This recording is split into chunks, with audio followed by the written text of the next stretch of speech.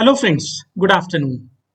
पिछले वीडियो में हमने डिस्कस किया था कि हम अपना इंटरेस्ट कंपोनेंट या एंटायर ईएमआई अमाउंट जो हम होम लोन पे पे करते हैं उसको कैसे रिकवर कर सकते हैं वाया एसआईपी।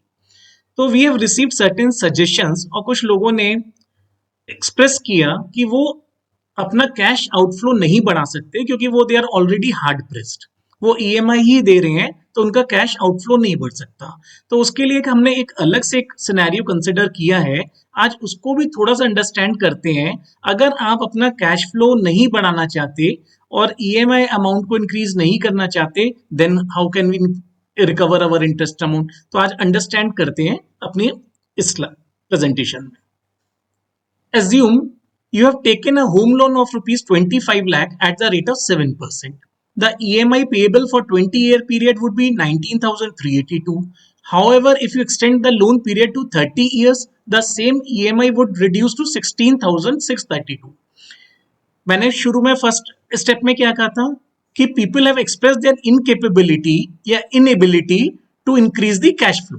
तो अगर किसी ने 25 लाख रुपीस का होम लोन लिया था पहले 20 इयर्स के लिए, तो उसकी ईएमआई कितनी थी 19,382। तो हम ये जो 19,382 है इसको कैश फ्लो कंसिडर करते हैं और ये एज्यूम करेंगे कि ये cash flow will remain constant, that is 19,382। अब इस केस में हम लोग क्या करेंगे, हम लोन पीरियड को थोड़ा सा एक्सटेंड कर लेंगे। पहले 20 इयर्स था, अब हम इसको 30 इयर्स कर देंगे। तो the moment we increase this loan tenure to 30 years, his EMI will become और his EMI will reduce to 16,632। तो जो पहले ईएमआई 19,382 थी, अब उसकी जो 30 इयर्स की ईएमआई है वो 16,632 हुई। तो उसका basically he is saving rupees 2,750 rupees on the EMI। तो अब वो अपना कैश फ्लो इंक्रीज नहीं कर रहा। जो पहले अमाउंट ईएमआई का 19,382 था, अब 16,632 हो गया है। तो जो सेविंग्स है 2,750 रुपीज की, वो डिप्लॉय कर रहा है इन इन्वेस्टमेंट वाया एसआईपी। अब देखिए, मिस्टर एक्स ने 20 इयर्स का लोन लिया था, उसकी ईएमआई थी 19,382 रुपीज। तो टोटल उसने आफ्टर 17 इयर्स, टोटल टेनोर जो है लोन का वो 20 इयर्स है, बट हम उसको 17 इयर्स के बाद देखते हैं। उसका टोटल ईएमआई जो उसने पे किया 39,54,000 रुपीज। एसआईपी इन्वेस्टमेंट निल होगा बिकॉज उसने कभी इन्वेस्ट ही नहीं किया एसआईपी में। उसने 20 इयर्स का लोन लिया, पूरा ईएमआई में पे कर रहा है। तो कैश आउटफ्लो टोटल कितना हो गया उसका 39,54,025 रुपीज। अब आफ्टर 17 इयर्स, अब उसका प्रिंसिपल जो आउटस्टैंडिंग रहेगा as per the EMI calculator, वो अगर इफ यू वांट आप हमारे इन्वेस्ट वर्डी के ईएमआई कैलकुलेटर में भी चेक कर सकते हैं, वो उसका 6,27,730 रहेगा, जो 17th ईयर के एंड पे होम लोन की आउटस्टैंडिंग है। अब यहां मिस्टर वाई को कंसिडर करते हैं। इन्होंने लोन क्या किया था 20 इयर्स की बजाय 30 इयर्स का लिया है, तो उनकी ईएमआई हैज रिड्यूस टू 16,632।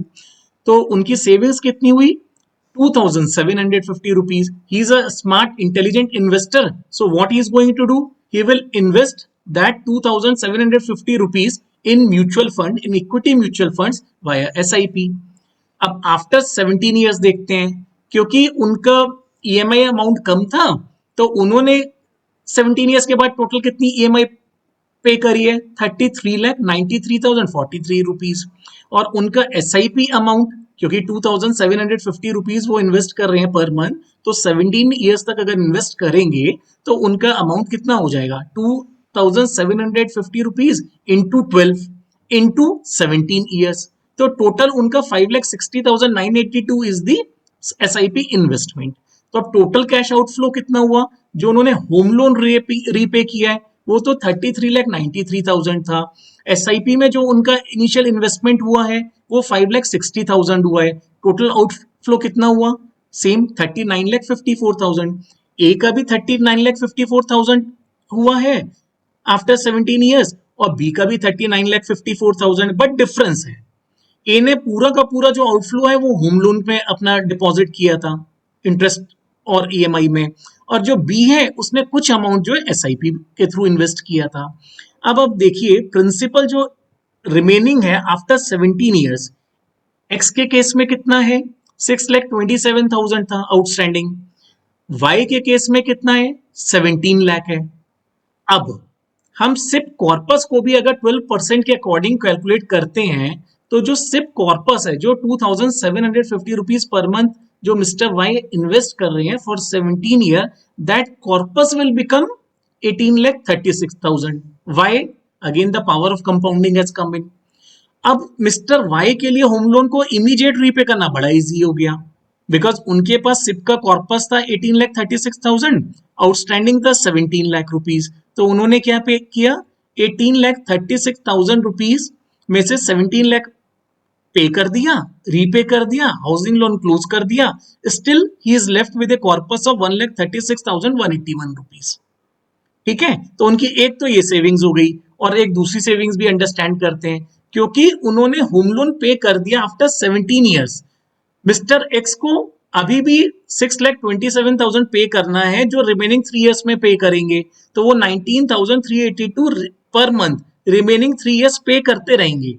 लेकिन मिस्टर वाई ने पूरा होम लोन क्लोज कर दिया है, प्रीपे कर दिया है, तो अब उनकी ये भी सेविंग्स हो गई। नेक्स्ट 3 ईयर्स की उनकी सेविंग्स कितनी हो गई?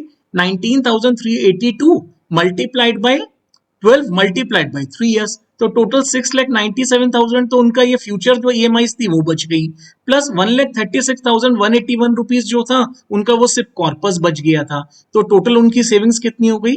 8,33,950 रुपीज। हम लोग ये वीडियो बेसिकली इसलिए सबको एक्सप्लेन कर रहे हैं कि देखिए, कई लोगों के लिमिटेशन होती है कि वो अपना कैश आउटफ्लो नहीं बढ़ा सकते, बट थोड़ी सी स्मार्ट अगर इन्वेस्टिंग टिप्स, थोड़ा सा इनोवेशन और थोड़े से अगर हम प्रिंसिपल्स ऑफ इन्वेस्टिंग अपने इंटैक्ट रखते हैं, तो we will be able to save lot of amount. I hope this video was interesting, और आप इस वीडियो को समझने के लिए मेरे प्रीवियस होम लोन के वीडियो और ईएमआई के वीडियो को भी जरूर देखिएगा। Thanks for watching this.